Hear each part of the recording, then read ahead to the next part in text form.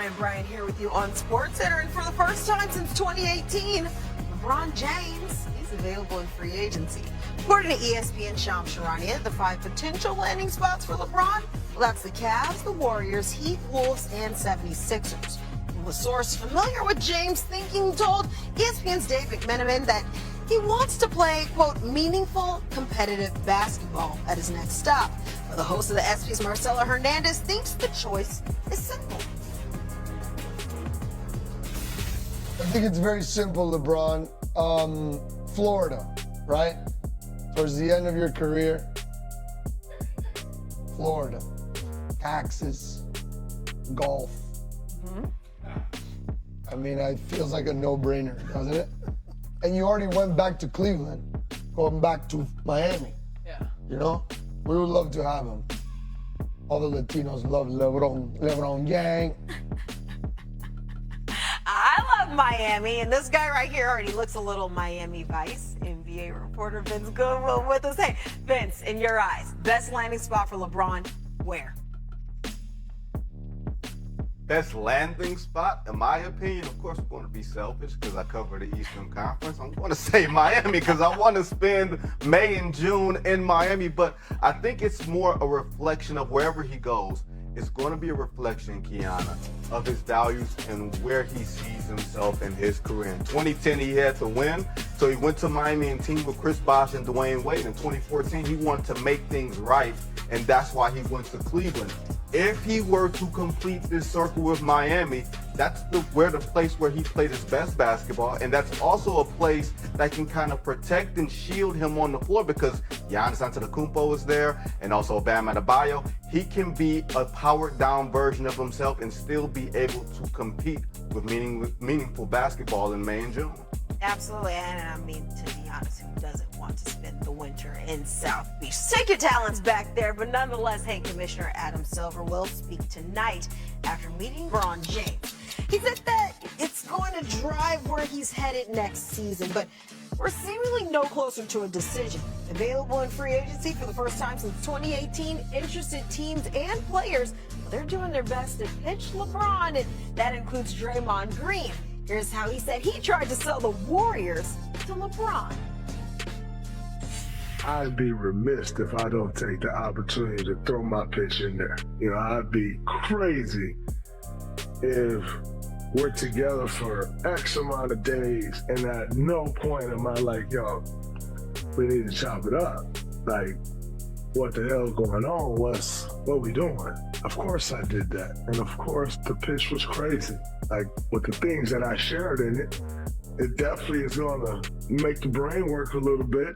We wasn't gonna hang out for a recruitment pitch. Everybody's recruiting, everybody's pitching, and while LeBron's fielding pitches, our NBA senior writer Anthony Slater has been in the field getting the latest. And hey, the Warriors, they are among several teams playing the waiting game with LeBron. But what are you hearing about Golden State's chances to actually land him? Yeah, their decision makers really from the beginning of this free agency have not expressed much optimism to me that they're going to ultimately be the destination. They know they're in on it. They've identified from the beginning Cleveland as what they believe is the most likely destination. But they also have an advantage and they know it, and it's what you just played. Draymond Green is pitching LeBron James on vacation, and I was in Tahoe the other day, and Steph Curry said he's been in contact with him. Not many people in this process can reach LeBron James directly, but the Warriors players can.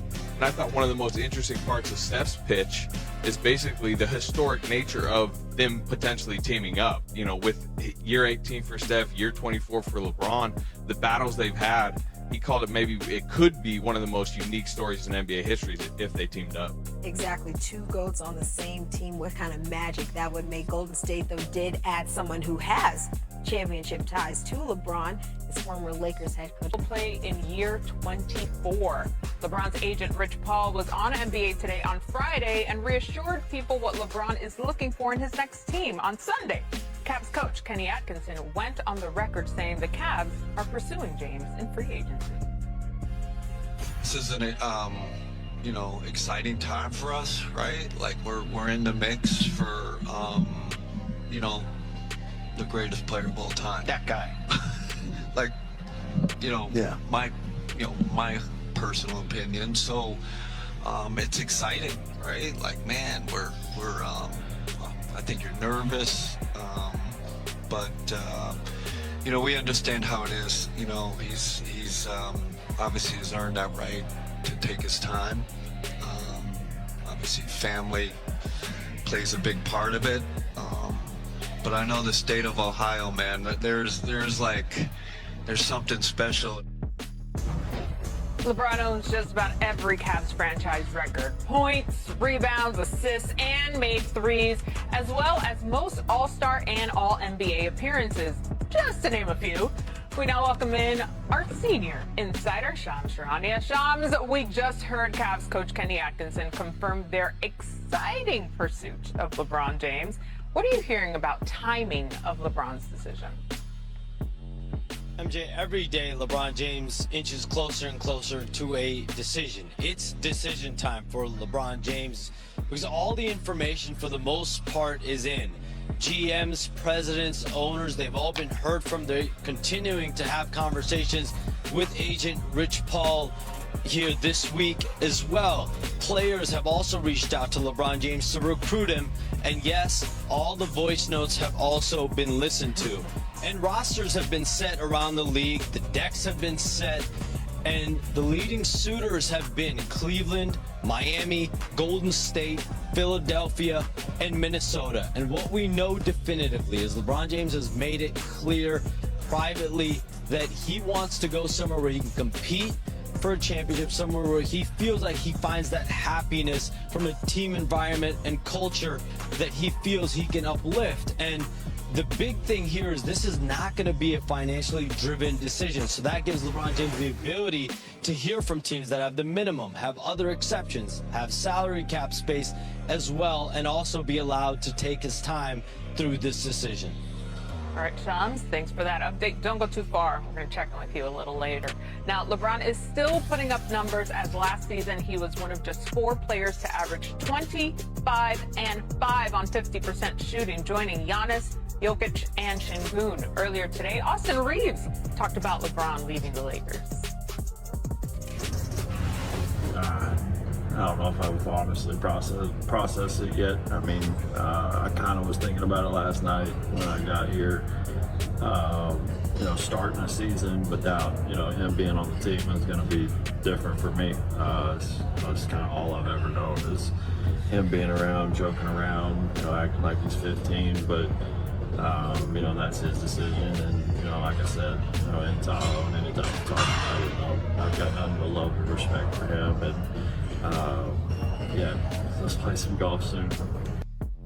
Not golf. All right, here in the studio with Tim McMahon and, of course, Big Perk. Kendrick Perkins joining us now. Perk, it has been about 2 weeks since LeBron and the Lakers parted ways. So, all things considered, where is the best option for LeBron? Back home, and I think he already knows that. I think he's embracing this moment to just feel love. Right, get all the calls, get all the text messages so he can continue to feel love and appreciate it. But I'm pretty sure that LeBron James and Rich Paul both know where they're headed. And in my opinion, it's, to this point, the best place is Cleveland. I mean, they have all their pieces still intact. When you think about this team, yes, they fell short. Yes,